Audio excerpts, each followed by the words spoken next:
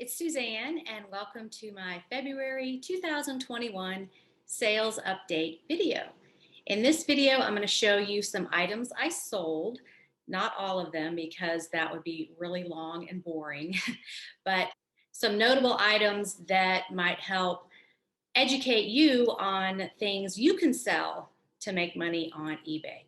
But before I get started, I wanted to go over the slow sales question.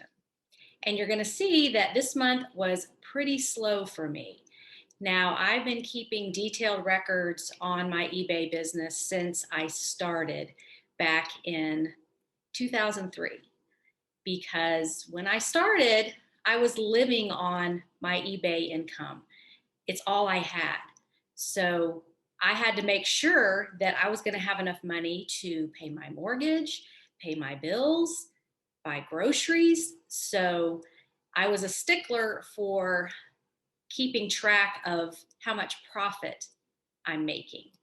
And that's never changed. One thing I do want to point out is when you are watching these videos on YouTube about sales updates, please keep in mind that sales numbers include shipping and there's no cost of goods deducted out of the sales numbers. So they're very deceiving. What matters is how much are you keeping? So I see a lot of sellers, especially newer sellers, getting sucked into these huge, gigantic, impressive numbers, sales numbers. And some of these YouTubers are showing screenshots of their sales charts directly from eBay. And that's great, but that's not what you're keeping. That's not what you're putting in your pocket or your bank account or what you're using to pay your bills. So you have to do the math and keep up with your numbers. And part of the reason for this commentary is I have had a barrage of emails from my premium members on, what's happening? Why is February so slow? Why are my costs of goods so high? Why are the fees so high? And my response is, well, let's look at your numbers. Send me your spreadsheet of your numbers that you're keeping and let's go over it and see what's happening, because that's a very important piece of the puzzle. When you are not making what you want to make on eBay, we have to go in like a detective and look at all of your numbers. How much are you paying for your inventory? Are you charging enough for shipping? All of those details that matter. So if I can't see your numbers, what you're keeping track of, outside of what eBay's keeping track of, I can't help you. This is like going to the doctor when you broke your arm and saying, well, I don't want an x-ray. And the doctor can't help you unless they see all the information to make the diagnosis. So if you are not keeping track of your numbers, start now. There's a link below the video to the spreadsheet I use. You don't have to use a spreadsheet. You can do it in a notebook, on paper, with pencil. It doesn't matter. The point is you need to keep records so you can go back and compare your sales to previous years and see where you are. Like, oh, maybe February is always slow for you, but you just didn't remember that. So I just can't stress this enough that keeping your own numbers is so important. If you're a hobby seller and you don't care, that's fine. But if you are building an eBay business and you want to grow it, you have to keep your numbers. There's also a link to a video below about how I do it, and you can just follow the steps. But you cannot improve what you don't measure. It's like saying, oh, I'm going to go on a diet and lose 50 pounds, but you don't get your starting weight. How can you know what progress you've made if you're not tracking it? So nobody likes record keeping. I don't like it. It's boring. It's not creative. It's not fun, but it is a necessary part of the business. So enough of that lecture. Keep your numbers. Another thing I wanted to mention is if you notice that your sales are slow for any month, think about a few of these key points. Compare to past year's performance. That goes back to the record keeping. See what happened last year and the year before, and notice trends, because based on what you sell, certain months may be slow for you. I can't ever make a blanket statement that says July is always slow, January is always slow, because it depends on what you're selling and your business model. So it's all about your unique business. And you can go back and check your records from previous years and look for patterns and trends. Then you can say, oh, okay, yeah, this is always a slow time for me. This will pass. I'm in a valley. The mountain is coming soon, and move on. The second thing is, what are you doing differently? Meaning, did something in your business change? Did you take a vacation and not list anything for a week? Are you selling different items than you normally sell? What's happening in your business that could have been the catalyst for this change? Because we can't just blame it on eBay. We can't just blame it on buyers. Something could have changed in your business. Did you change your promoted listings campaign to a lower percentage? Are you not listing as many items every week? Look at what could have possibly changed that you have control over, and then you can go from there. The third thing to think about is, has the market changed? And this is a huge one for me, because not only did we have COVID last year, where things went a little crazy, some things sold a lot better than they normally did, other things did not. So how has the market changed in relation to what you are selling? So for example, I am shifting away from selling so much clothing. I will always sell some, but I'm picking the most profitable items rather than just having 700-800 clothing items in my store. And that's because I noticed a change in the clothing market last year. People aren't buying dressier clothing, at least not from my store. This may be different for you, but I noticed I couldn't give away a men's blazer. Evening wear, dressy clothes to wear to events or weddings, those things just weren't selling for me anymore. So I quit adding them to my store, and I had to shift into other items that were more in the realm of stay at home, kitchen items, games, puzzles, looking at what people are buying and shift my business model to match the market demands. So much has changed since February of 2020, and you have to adapt, and you have to study what is selling, and you have to change if the customer base has changed what they want. So that's a really important thing to look at.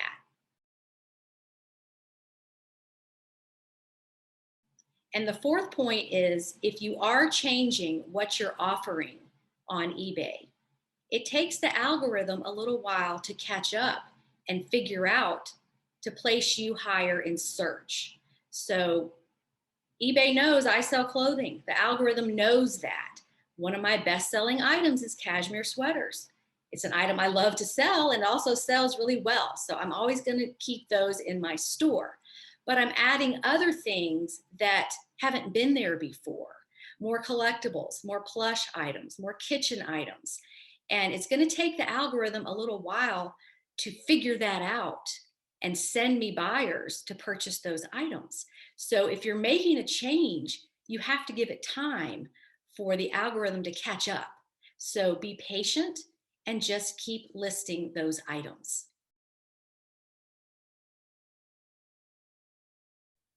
And the fifth tip is, if you aren't doing anything differently, maybe you should. Because if you always do what you've always done, you're going to keep getting what you've always got. If you don't change anything, nothing in your business will change. So maybe consider other product lines. Do some research on other items that you are not offering and see how those are selling. A great way to see that is in my Facebook group on Money Making Mondays, looking at what other sellers are having success with. That's what I do. I learn so much from these people. There's probably 500 comments a week on this thread, and you can see what's working for other people. Because if it's working for them, chances are it may work for you. eBay is so much trial and error. I can't even tell you over the years the things I've tried that didn't work. So when I say you have to wait for the algorithm to catch up, it will. I have sold everything from lingerie to groceries to military surplus, everything you can imagine. And after a while, the spaghetti starts sticking to the wall and it starts to work. So you just have to be patient. And if you're not making any changes, you got to do something to shake it up. If you're not using promoted listings, do that. If you're not listing every day, do that. It's not always about increase the number of items you're listing. I see a lot of you out there that are listing as much as you can, as fast as you can. And that's just not going to work. You have to step back and analyze some things and do everything with intention. You know, why are you listing this item? Why are you selling that? If it's not working, if it doesn't work anymore, don't do it. Change to something else. So change is scary, but it's necessary because eBay is a moving target. And we're still living in the times of social distancing and wearing a mask everywhere. And some places are still closed and everything's different. So we're all trying to figure this out. But the only way to get past this is just straight through it and keep trying different things until it works. So I hope that little pep talk has helped you. Just realize that if you're having slow sales, you're not the only one. This is a hills and valleys business. And I have the proof of that because I keep records and I can see it just goes up and down every month. It would be great if, you know, we could all say, oh, I make $3,000 a month every single month and it never changes, because that's just not the way this works. So it takes a lot of patience and determination and willingness to try things. And if they don't work, you didn't fail. It just didn't work. I mean, you know, what if Thomas Edison decided, yeah, that light bulb's just never going to work. Forget it.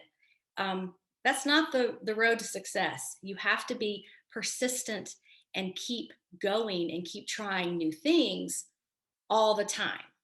Okay, so let's get into my sales update for February of 2021.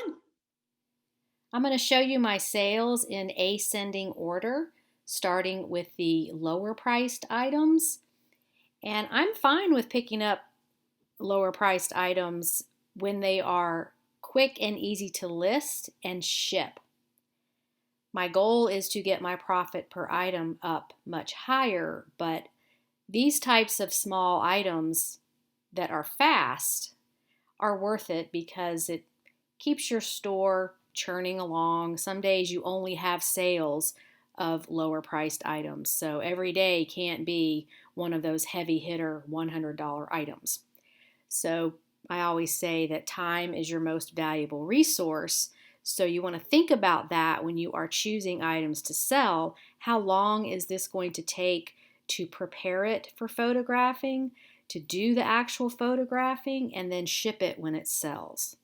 So this is a Wheel of Fortune game cartridge.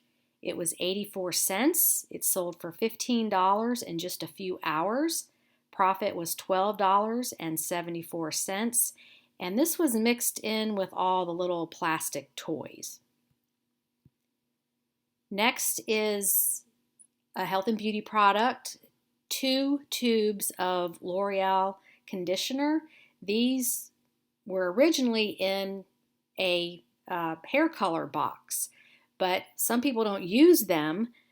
These conditioners can be kind of heavy, so you might see these donated to Goodwill because you don't have to have the rest of the components inside the hair color to sell this. You can just sell the individual parts, so to speak.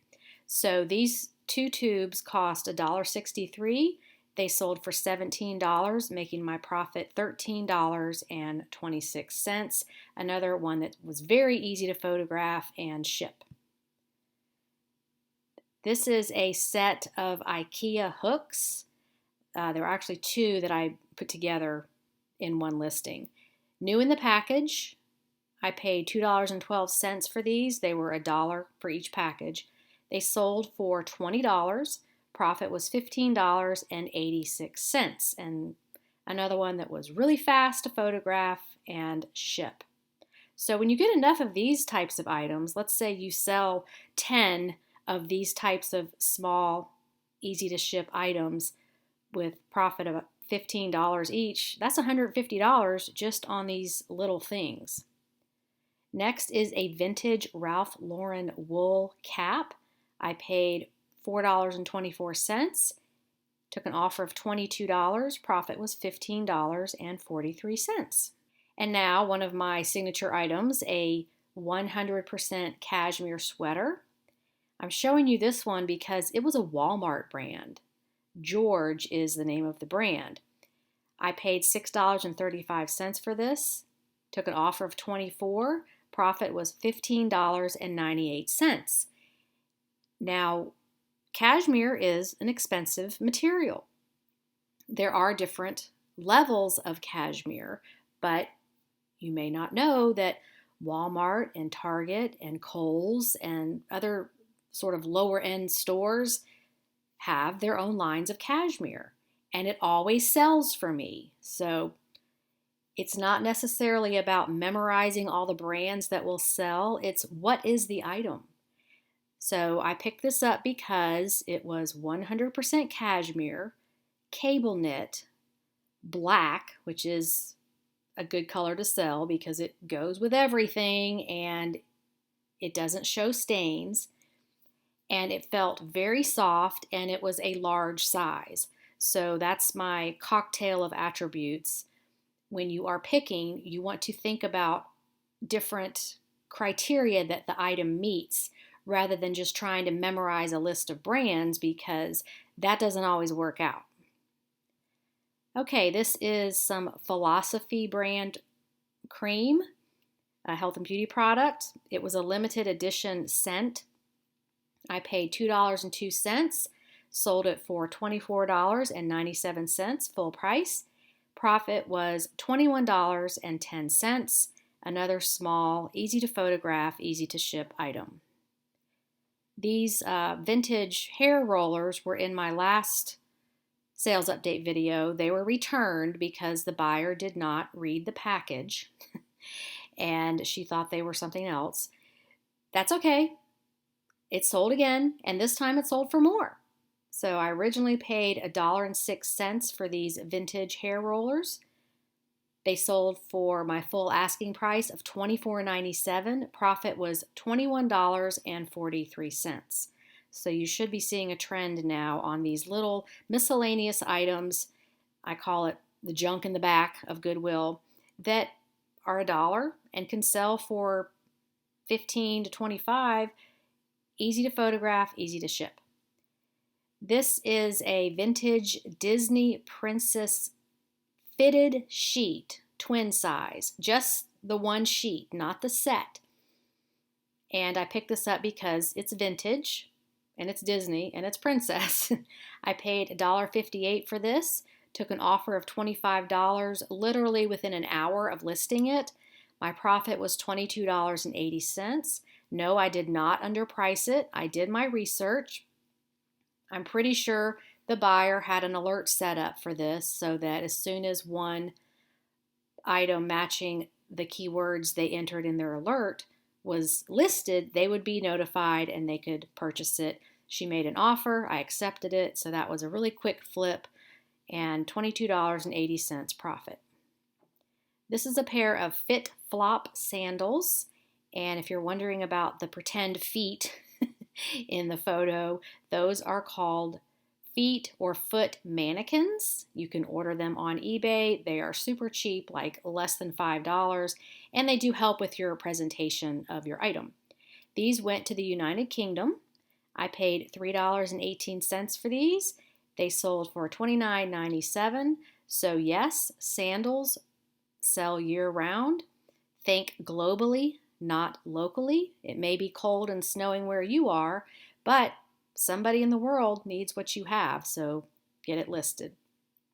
This is actually an item that was free to me, an Apple power adapter. It came with my MacBook computer that I bought in 2016, and it had just been sitting in a drawer. And when I moved, I was like, I've never used this, and this is new in the box. I'm going to put this up for sale. And sure enough, it sold for full price of $29.97. Profit was $27.98. It actually sold a month or two ago, and the person returned it because they bought the wrong thing. So it sold again. This is an Amana refrigerator cartridge, new in the box. I paid $5.30. It sold for full asking price of $29.97. Profit was $20.14, and this sold in just a couple of weeks. This is a Kashik bra. I paid $4.24. It sold for $30. Profit was $22.61. Another small, easy to ship item. This is an Ellen Tracy 100% cashmere sweater. I picked this up because it was a little different. The color was a little different, and it has this interesting large cowl neck. I paid $6.34, sold it for full asking price of $34.97. Profit was $24.83. Here we have another cashmere item. This sold within 12 hours of listing. Vintage Lands' End cashmere sweater. I paid $6.35. It sold for $34.97, full asking price. Profit was $24.57. Yet another cashmere item. And these just sell well for me, and I love working with cashmere. It's so soft and luxurious and expensive, and I just can't leave behind one that's in great condition. I am getting pickier. I used to always buy them, and if they had any problems or holes, I would repair them, but I'm not doing that anymore because I sort of accumulated too many, and I had this pile of stuff that needs attention that I would never get to. So I'm just disciplining myself not to buy the ones that need work. Anyway, the brand here is Magashoni, and this had a high-low hem, meaning the front hem is lower than the back. So that's called high-low, and it was an extra large, and it was black. All of those factors made it more valuable. Sold for $35. Profit was $24.84. This is a vintage wool beanie hat. The brand is Maureen of the Muse, which came out of, I think it was New Hampshire or Vermont. But this just looked interesting. The tag was vintage. It was in great shape, no problems, no holes, nothing wrong with it. I paid $2.12. It sold for full price of $39.97, making my profit $33.39 on this little hat. Here is another cashmere sweater. I think this is the last one, so as not to bore you. But this one was very thick and black, had an open front, which is popular, and the sleeves were very wide, so they're kind of like kimono sleeves. And this was just a very interesting piece that had a lot of interesting design details. I paid $6.35. It sold for $45 in about 2 weeks. Profit was $33.87. Okay, here's a fun vintage item, a Swatch phone. The phone is actually clear, and you can see like the inner workings of it. I paid $6.35 for this. It sold for $50. Profit was $38.93. Now, this phone was from the 90s, or maybe even late 80s, and it's a regular landline phone. And I did not have a way to test it because I don't have a landline. And I called a few friends and some businesses and explained that I needed to test this old phone. Did they have a working landline? And I could not find anybody that had one. So I just listed it as not tested. I probably could have gotten more for it if I had tested it and made a video of it working, but you know, sometimes you can't. You just don't have the technology to match these older vintage items because the old technology's gone. So I took an offer of $50 and my profit was $38.93. So maybe the person just was using it for display or they didn't need it to work anyway. But I never heard back from them that they wanted to return it, that it didn't work. So hopefully they're happy with it. Okay, now we have a pair of UGG mini boots, meaning they're just short ankle height boots. This was kind of a rare color. It was like a purplish pink color. And I think these were a special edition for a breast cancer campaign.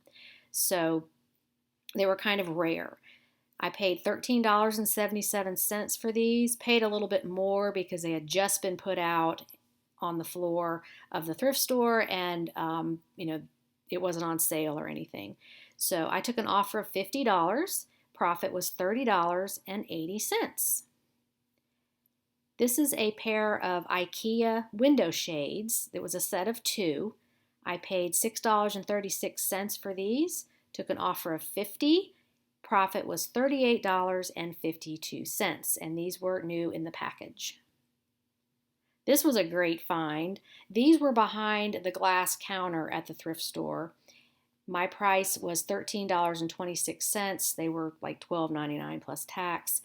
It's a pair of men's Coach goatskin leather gloves, and then they have a lining made of 100% wool that is removable. So actually on the tag, they are called 3-in-1 gloves because you can wear just the leather or just the liner, or you can wear them both together like this. And they were new with a $200 price tag.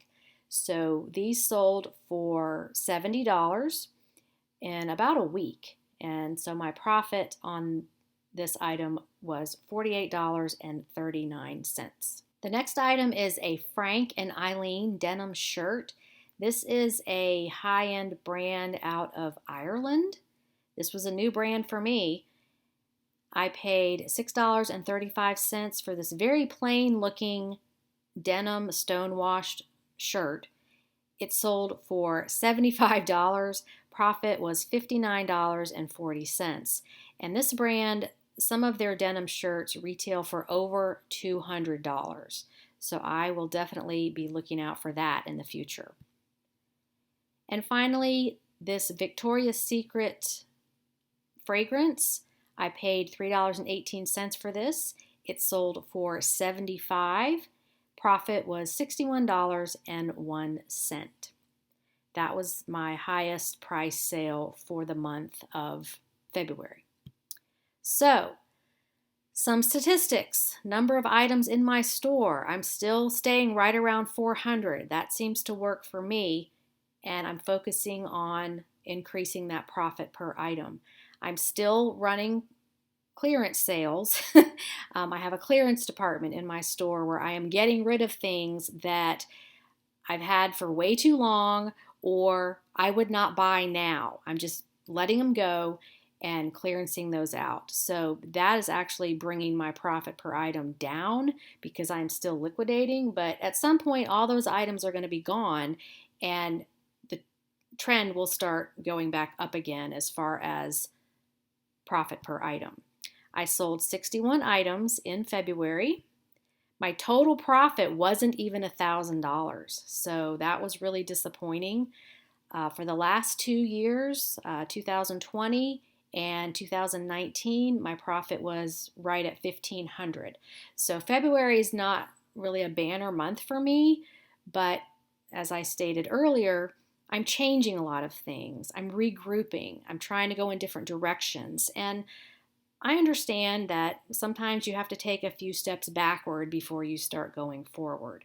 So I'm just going to keep sourcing items that have a higher profit and be very intentional and selective in what I choose. And we're just going to see where it goes. My average profit per item dropped this month to $15.12, but I'm pretty sure that's because I'm still selling items at rock bottom prices, just about 20% over what I paid for them, just to liquidate. I've already done the work. The listing's already there. I might as well sell it and get something for it. But it does affect the overall big picture because it's pulling my average down. But I'm okay with that because I am confident that better things are coming in 2021. Thanks so much for watching. And if you need help with your eBay business, come to the Premium Library. I am here to help you. There are so many videos that are not on YouTube. In fact, I have almost 400 now. So I guarantee you're going to learn some new things. And you get unlimited email support with me anytime you have a question. I answer within 24 hours, usually much less. Trust me, whatever you are experiencing, someone else has experienced it, and I can give you some guidance and advice on how to improve your eBay business. Thanks again for watching, and I'll see you next time. Have a great day on eBay. Bye.